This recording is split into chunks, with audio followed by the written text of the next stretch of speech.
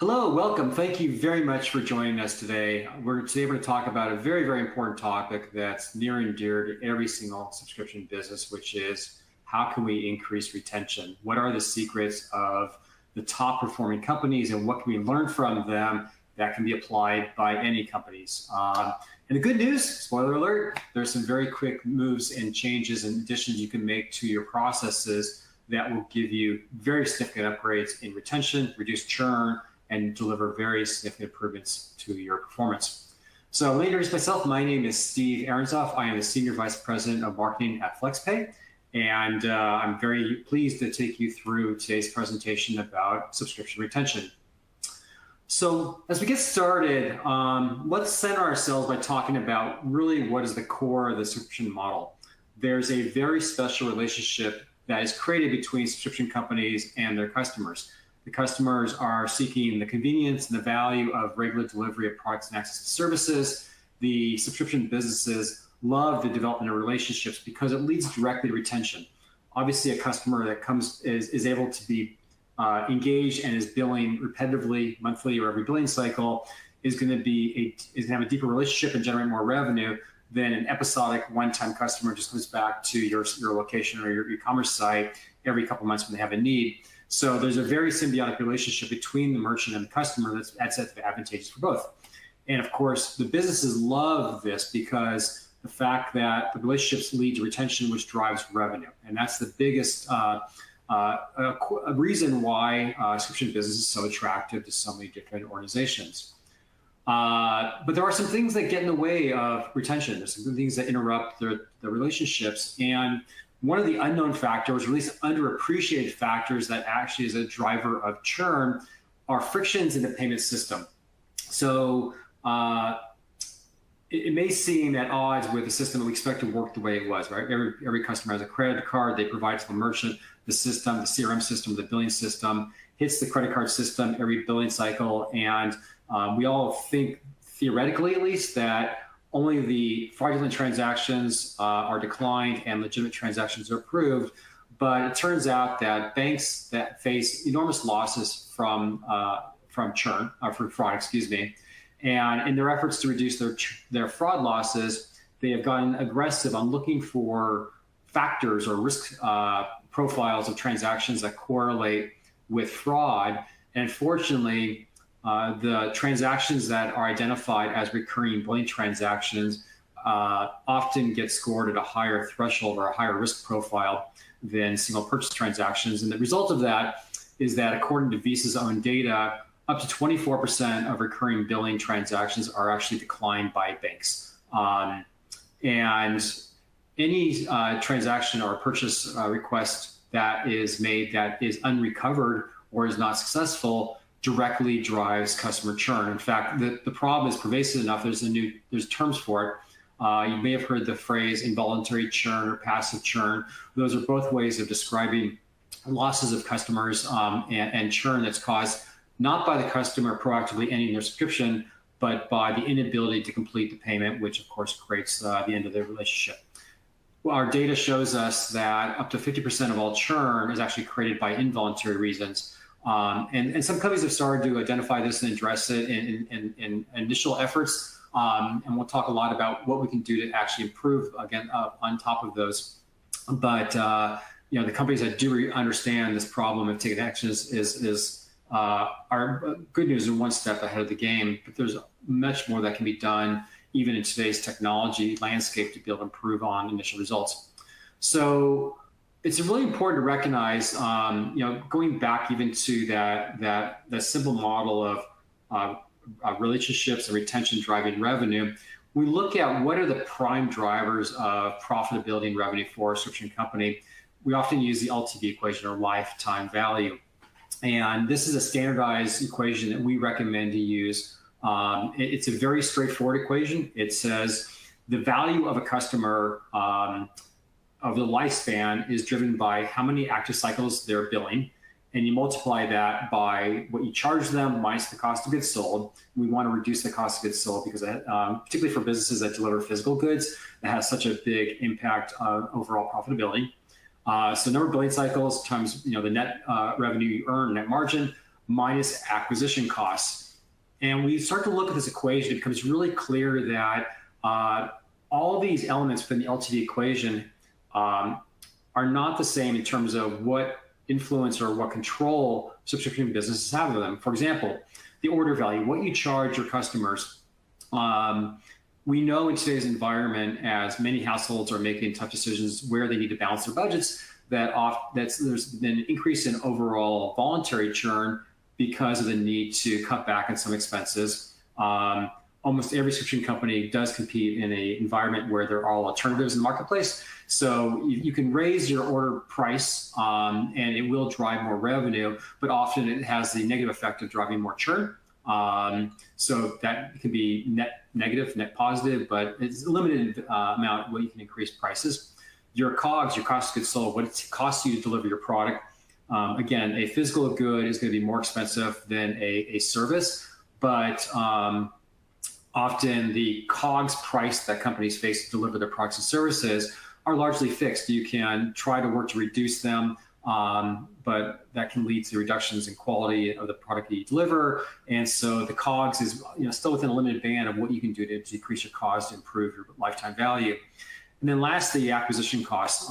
For most subscription companies, the average acquisition cost is equal to roughly 4, 5, even 6 billing cycles. So it's a very significant portion of overall LTV. In fact, what this equation really shows us is that for many subscription companies, customers don't even become positive until they've been active as a customer for 4, 5, 6 billing cycles.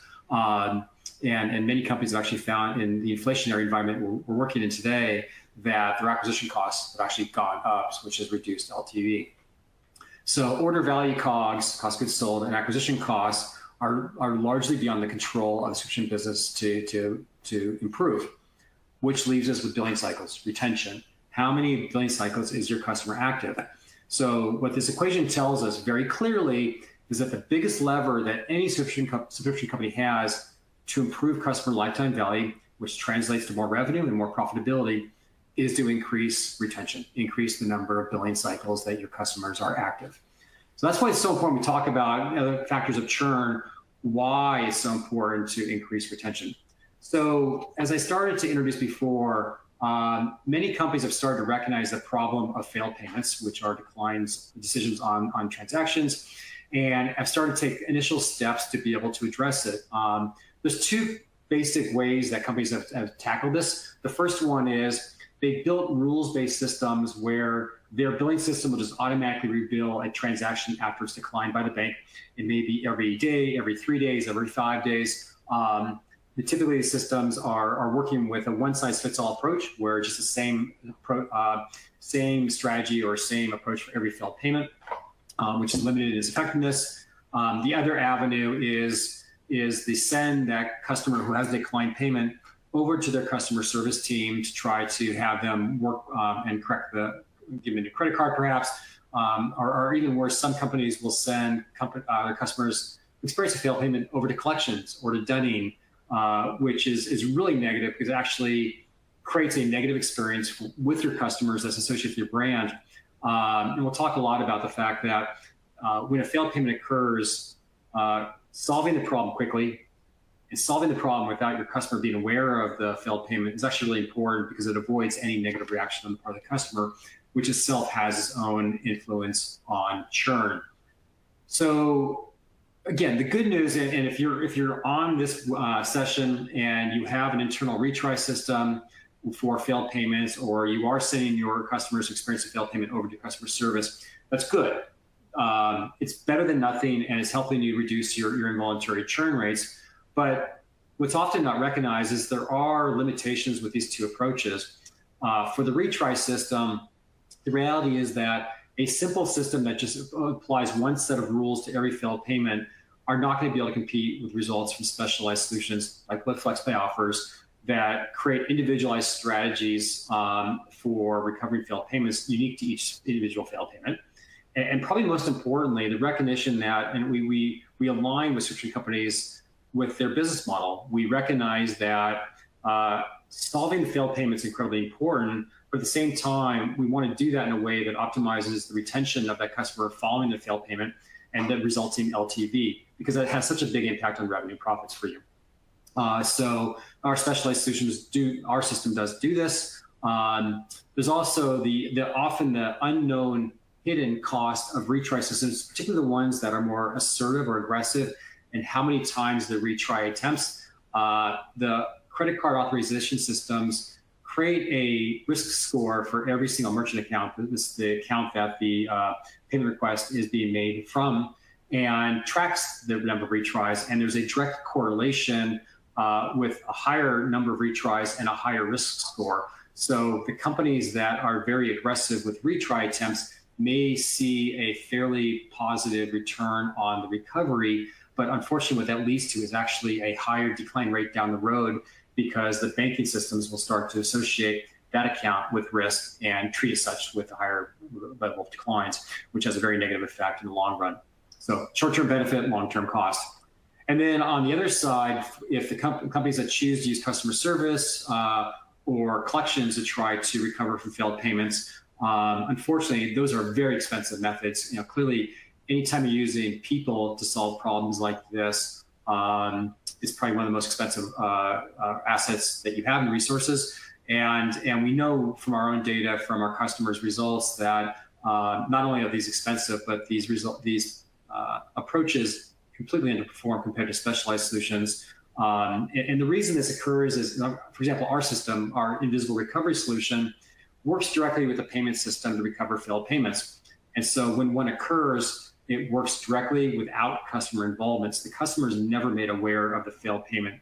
So there's a lack of interruption of the service of the product delivery, which means the customer is not made directly aware by the customer telling them the failed payment occurred, or indirectly by the fact that the expected delivery of a product or access to a service or software is now no longer available.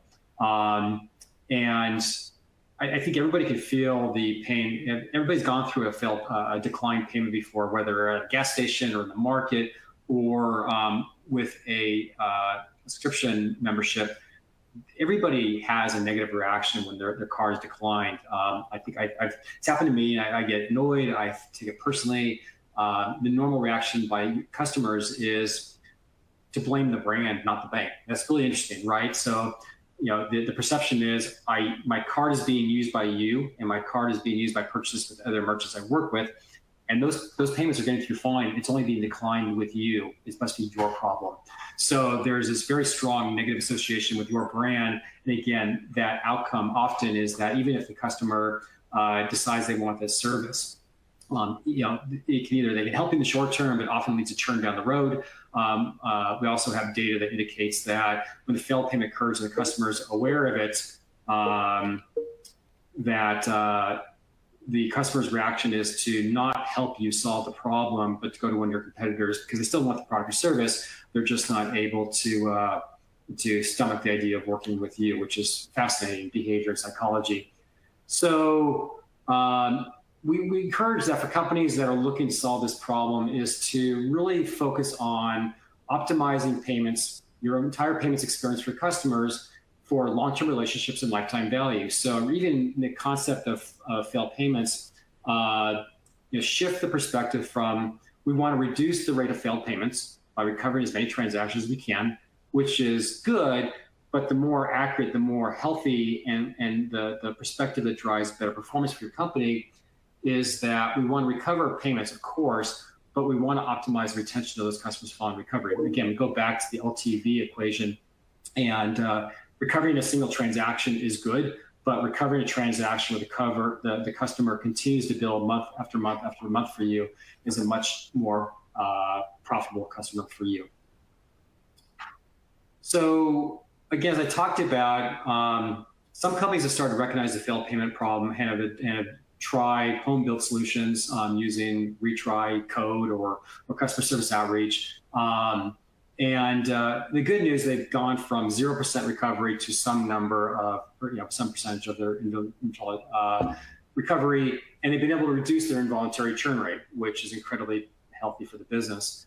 But the reality is that specialized solutions now exist that can deliver state-of-the-art recovery. solutions like FlexPay that are dedicated and his business are built around helping companies recover failed payments. Often the involuntary churn reduction that we can deliver over a home-built solution can be in the order of magnitude of 40, 50, 60% lower involuntary churn, which has dramatic impacts on revenue growth and dramatic impacts, again, on the profitability of businesses that are working with us. That's the state of the art today. And where we're going and where our vision is not just to continue to improve the recovery of failed payments after they've occurred, but actually to start to provide mechanisms for merchants and for banks to reduce the failed payment rate in the first place, to provide more data, to allow more transparency in the decision-making process, so that we're actually lowering the failed payment rate and still to have best-in-class recovery if a failed payment occurs. So that's where the future is going. We should see that within the next year or so. The initial efforts to reduce the failed payment rates are starting to be rolled out in the marketplace. And I think it's important to be able to share these kinds of visions and a roadmap of what you can expect as a company, because it allows you to feel confident working with a company like FlexPay, for example, that we're able to provide best-in-class performance based on the state of the art today, and also have a vision and a product roadmap that's going to actually the problem to be reduced and optimized even further. In fact, our vision within FlexPay is that we are working to bring the rate of involuntary churn down to near zero or at zero, which we believe is within our grasp in the next couple of years. And again, going back to our stat of, we know that from our own data and our customers that up to half of all churn is caused by involuntary methods. Think about the impact of what that can mean for your business if involuntary churn is really reduced to negligible rates. It's just going to power much more success for your business. So we've talked a lot about some numbers, and it's good to actually talk about not what we see within our business with our customers, actually what we've been able to collect as benchmark data. So we completed a survey, a research panel with a company called Payments at the end of last year, released our study results in January of 2023. And what we found out was that there is a direct correlation in the financial performance of subscription companies for those that have taken a more active and assertive approach to recovering failed payments, because of the recognition of the pain it causes, the pain in both more churn than the companies need to have, and its impact on revenue and profitability. And both the efforts and the management processes for how they work around trying to solve failed payments. What we found is that the companies that take it more seriously have much stronger financial performance, and these companies are recovering pretty much about now where the state of the art is in terms of failed payment recovery. They're averaging recovery of about 60% or 59%. Of course, what that translates to also is that their involuntary churn rates are 60% lower than their peers, or at least some percentage lower. And what that really is doing for the companies that are experiencing these best-in-class results is that they're outpacing their peers in terms of the revenue they're earning. They're outpacing their peers from the financial profitability they're able to deliver back to their companies. It's important to recognize what best-in-class looks like, because if you look at your business and your involuntary churn has not been reduced as much, if your failed payment recovery is not upwards of 50%, what that probably means is that there's opportunities to improve that number. And that's incredibly meaningful for your business, because there's value that can be unlocked. One of the other data points we were able to pull out of the survey, which is really fascinating, is that the companies that are experiencing these best-in-class results, and the top performers, are actually utilizing third-party specialized solutions at a rate 12 times the bottom performers. So what's happening is that the best-in-class performers are utilizing the best-in-class technology, and they're seeing a direct correlation with results. They're also using multiple methods, and they actually put more tracking systems in place and more likely to track failed payments at a rate 6 times the bottom performers. One of the interesting nuances we found in the data is that when we talk about multiple methods to address recovery, we found that the companies are using the specialized third-party solutions first. The most effective solution first in the line of recovery methods are experiencing the best results. And it makes logical sense that you put the most effective solution first and then work backwards on the less effective solutions for whatever transactions were not able to be recovered using methods like customer service outreach as a fallback, for example. So the great news is that we have validation from both with data we see with our customers and with data we've collected from over 200 companies that we surveyed in the last year about the effort and return that those companies are seeing to deal with failed payments. And we've seen the direct reduction in involuntary churn they've been able to realize. I want to share a case study from one of our customers. This company is called ClinicSense. They are a software company that serves and provides business operations software for about 7,000 massage therapists. So these are the platforms these businesses operate their businesses on. They manage appointments, they manage operations, accounting, operate the entire business office platform. They're a Stripe customer. FlexPay is integrated with Stripe, and there's a feature in Stripe called Smart Retries, which is a feature that allows a Stripe merchant to turn it on and have that system work to recover failed payments. And obviously, Stripe is a very large company, payments processing company. FlexPay is a specialized solution dedicated to solving failed payments. And we believe that our performance on recovery failed payments and reducing involuntary churn is not matched by any company. And in fact, with ClinicSense, we found that was exactly the case. So ClinicSense migrated from Smart Retries. They were earning about 30% of failed payment recovery with Smart Retries. And after upgrading to Invisible Recovery, which is a very easy activation directly within the Stripe system, they were able to increase their failed payment recovery 69%, and they were able to increase 38% to 64%. Again, imagine what that means for reduction in churn, reduction and improvement in revenue, and improvement in profitability. And we have this great quote from the CEO of ClinicSense. It says, and the great thing about FlexPay, I don't even have to think about the customers that are failing. There's just a system in the back that's taking care of it for me. I think it's a very powerful statement. I also have two other customer stories that I want to share because I think they're really powerful and give good validation for what impact working at FlexPay can have in your business. And these are really strong proof points that these are not marginal gains we're able to provide for our customers, but are very, very significant. For example, one of our customers is in the publishing space, education for children. And we've been working with them for about a year and a half. And this company is very proud of the fact that they consider themselves experts in the payment space. They have strong systems. They analyze their data very, very heavily. And they started working with us about a year and a half ago. And the CEO actually told us he was skeptical at the time about whether or not we could improve upon what they were doing internally. It turns out that we were able to almost double their recovery on failed payments on their own internal retry system. And what's really powerful is the CEO told us that he was also skeptical about the customers that were recovered. He had the assumption that customers recovered from failed payments were the lower end of the spectrum, that they would churn very quickly after the failed payment recovery. And what he found, if they analyzed the lifespans of the customers following recovery, is that they look like every other customer. And with that, again, it's a validation that the failed payment problem is not associated with customer. It's not associated with their credit risk. It's not associated with you as a merchant. It's friction within the payment system. So by solving it, you're able to unlock customers that would have continued to bill with you and be active as customers for month after month after month. And that's exactly what this company found.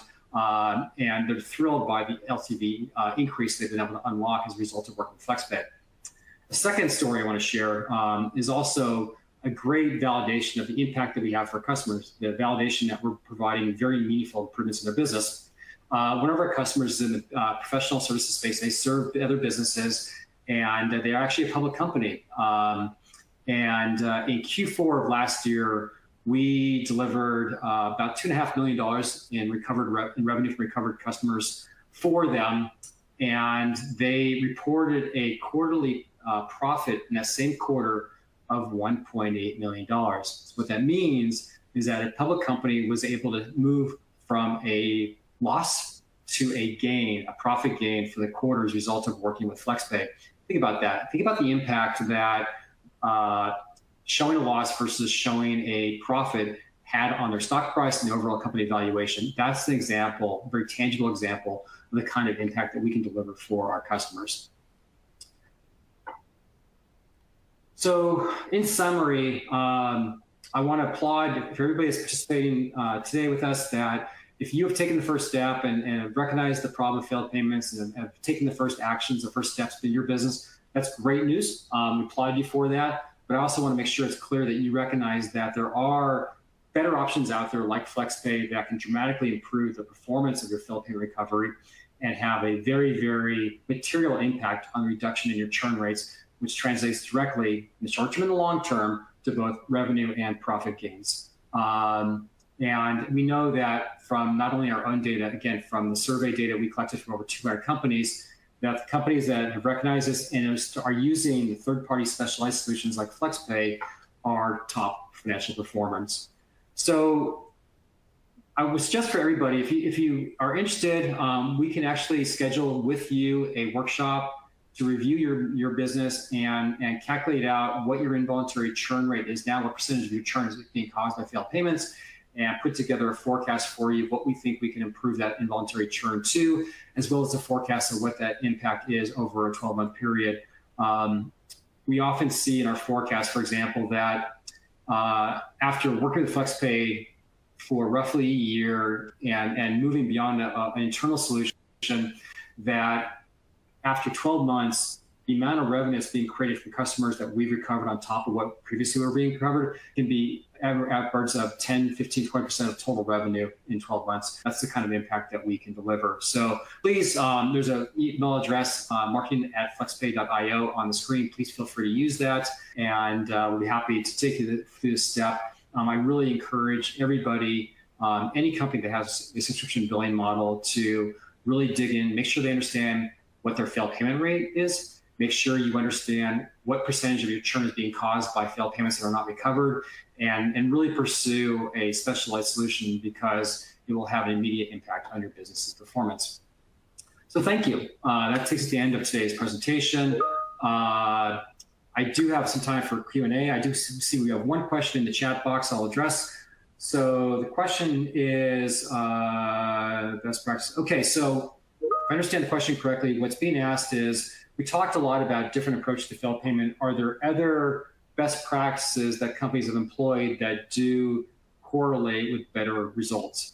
And I think that the number one piece of advice I can give is, it may seem a little counterintuitive in terms of profitability, but the companies that will use a specialized solution first, immediately upon a failed payment, what we call fresh declines, because our systems just work better than other retry systems, they work faster, which means not only better cash flow recovery, but also less of a chance of the customer becoming aware of the failed payment.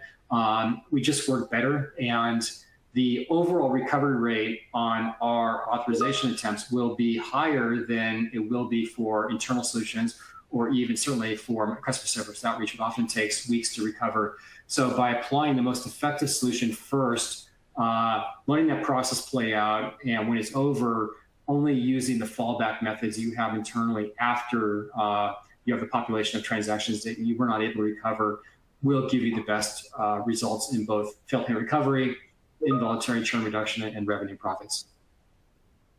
Okay, that is the only question I see for today. Thank you very much for joining us. I'd certainly encourage you, if you have any follow-up questions, please feel free to use that email address, marketing@flexpay.io, and or reach out to me directly at Arentzoff@flexpay.io, and happy to help you.